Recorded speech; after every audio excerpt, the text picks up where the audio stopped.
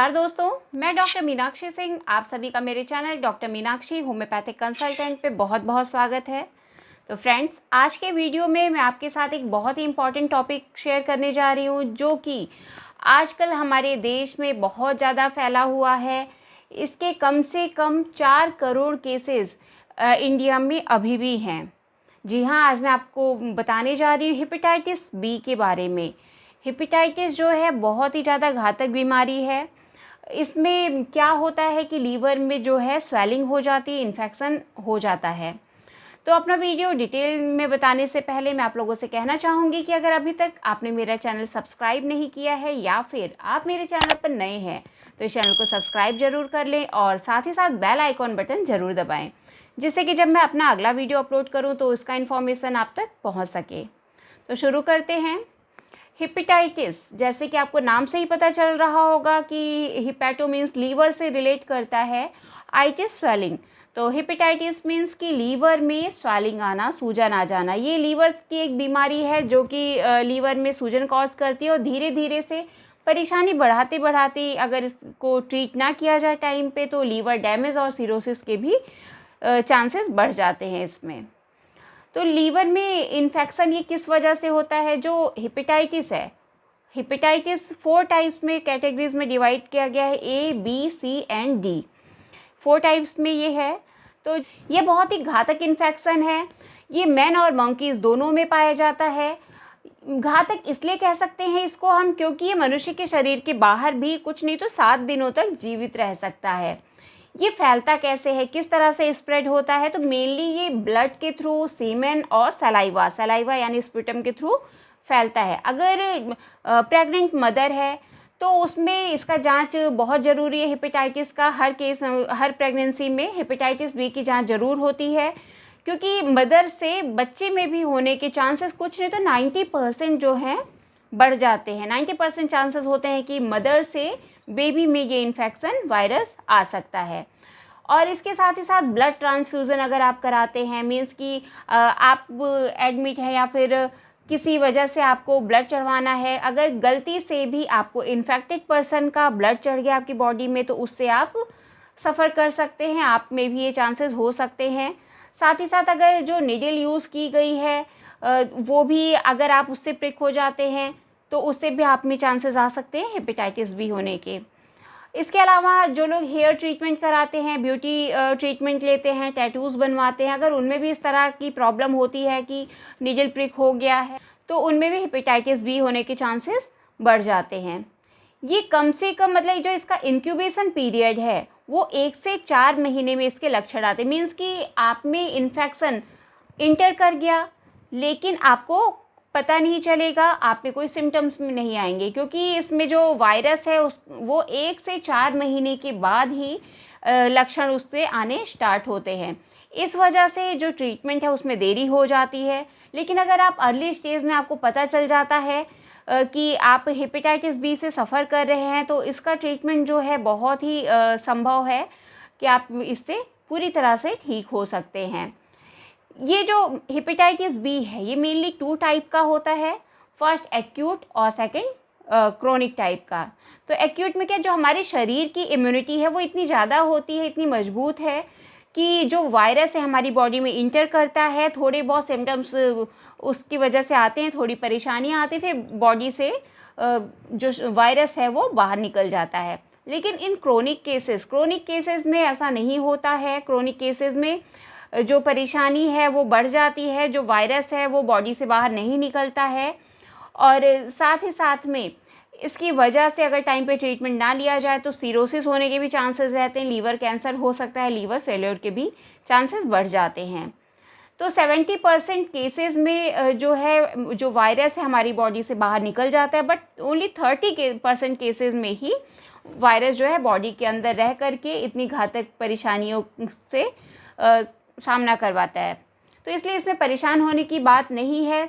जैसे कि मैंने आपको बताया 70% केसेस में जो मरीज़ है वो बिल्कुल ठीक हो जाता है और 30% केसेस भी अगर स्टार्टिंग में पता चल जाते हैं, आप उनका पता लगा लेते हैं तो आपके जो परेशानी है उसको ट्रीट किया जा सकता है। तो कौन से ऐसे जांच है जिससे कि आप पता लगा सकते हैं कि आपको कहीं हेपेटाइटिस तो नहीं है या लीवर से संबंधित कोई परेशानी तो नहीं है। तो इसमें जो एक मेन टेस्ट होता है वो है HBsAg एंटीजन टेस्ट। तो HBsAg जो टेस्ट है इसके थ्रू आप पता लगा सकते हैं कि आप में हेपेटाइटिस तो नहीं है। ये अगर पॉजिटिव आता है तो मीन्स कि आपकी बॉडी में हेपेटाइटिस बी के चांसेस हैं। और इसके अलावा अल्ट्रासाउंड कराया जाता है। अल्ट्रासाउंड में आपको पता चलेगा कि आपका जो लीवर है उसका साइज़ क्या है, लीवर बढ़ गया है या फिर श्रिंक हो गया है। जैसे सिरोसिस के केस में क्या होता है, जो लीवर है वो छोटा होने लग जाता है। और साथ ही साथ में अगर हिपेटोमेगाली हो गया है तो उसमें लीवर बढ़ जाता है, लीवर में फैट जमा हो सकता है, ये सब परेशानियां हो सकती है, वो आपको अल्ट्रासाउंड से पता चल जाएगा।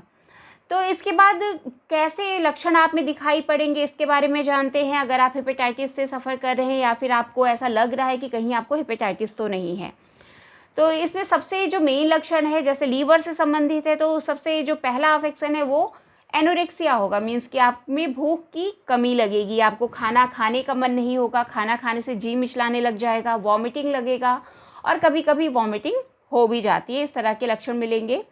बॉडी में येलोनेस मिलेगा, मीन्स कि जो स्क्लेरा है, आइज़ हैं, वो पीली दिखाई पड़ेंगी। आपके शरीर में हल्का हल्का पीलापन दिखाई पड़ेगा। जैसे पीलिया में लक्षण मिलते हैं, सेम उसी तरह के लक्षण हेपेटाइटिस के केस में भी आपको दिखाई पड़ेंगे। थकावट महसूस होगा, बहुत ज़्यादा कमजोरी लगेगी, शरीर जो है वो धीरे धीरे क्षीण होने लग जाएगा और साथ ही साथ आपका वजन जो है वो कमज़ोर होने लग जाएगा। इसके अलावा हिपेटोमेगाली भी दिखाई पड़ता है कि आपका जो लीवर है, लीवर वो बढ़ जाता है, उसमें स्वेलिंग आ जाती है।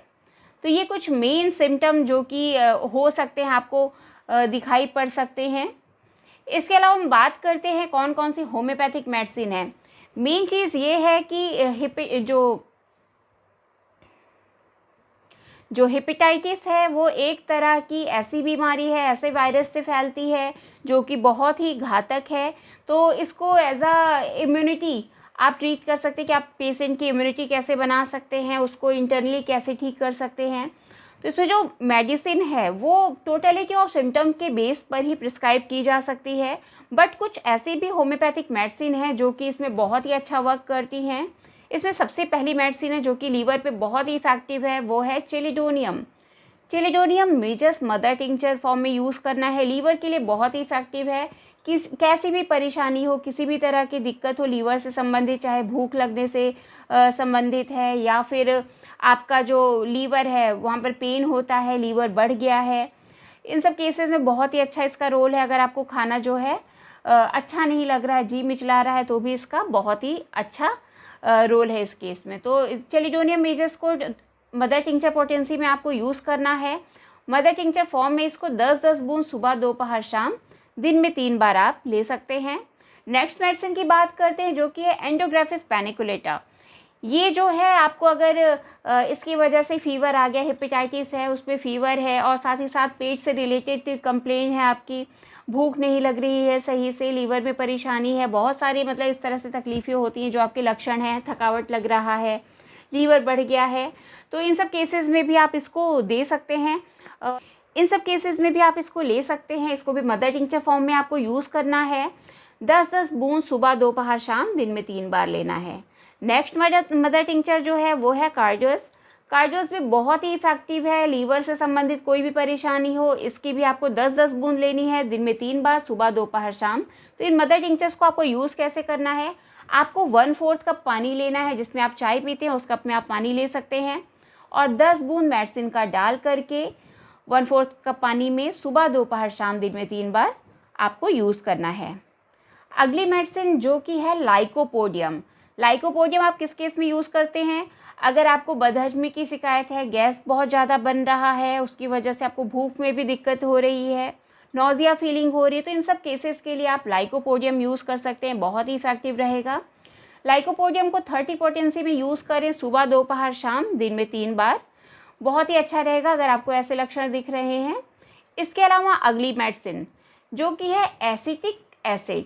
एसिटिक एसिड को क्या करना है आपको, अगर आपके शरीर क्षीण हो रहा है, शारीरिक कमजोरी हो रही है, वजन धीरे धीरे आप देख रहे हैं कि कम होता जा रहा है, तो एसिटिक एसिड बहुत ही अच्छा अपना रोल करती है इस केस में। और साथ ही साथ आपको प्यास भी अगर बार बार लग रही है, प्यास लग रही है, शरीर बहुत कमज़ोर होता जा रहा है, वज़न कम होता जा रहा है, तो एसिटिक एसिड को 30 पोटेंसी में यूज़ करें।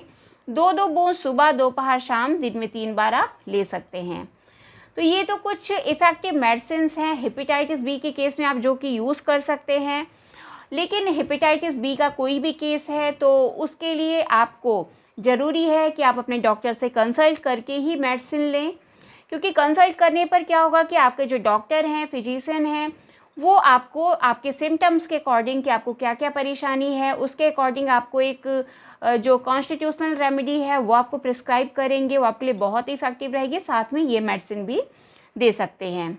और एक बात और कि जो हेपेटाइटिस का केस है वो इसके स्टेजेस के आधार पर ट्रीट किया जाता है कि अभी किस स्टेज में आपका हेपेटाइटिस है, तो उसकी जो रिकवरी रेट है वो भी उस पर डिपेंड करती है कि आपका अभी एक्यूट केस है, क्रोनिक केस है, अभी जल्दी स्टार्ट हुआ है आप में लक्षण आना, या फिर बहुत पुराना केस हो चुका है, तो उसका रिकवरी रेट भी उस पर डिपेंड करता है। तो इस चीज़ का खास ध्यान देना है। बाकी अगर आप मुझसे अपॉइंटमेंट लेना चाहते हैं तो नीचे दिए गए डिस्क्रिप्शन बॉक्स पर जा करके मुझसे अपॉइंटमेंट ले सकते हैं, या फिर कोई क्वेरी है तो आप मुझे मैसेज करके भी पूछ सकते हैं। तो यदि आपको मेरा वीडियो पसंद आया है तो इसको लाइक करें, शेयर करें, और साथ ही साथ अगर अभी तक आपने मेरा चैनल सब्सक्राइब नहीं किया है तो इसको सब्सक्राइब ज़रूर कर लें।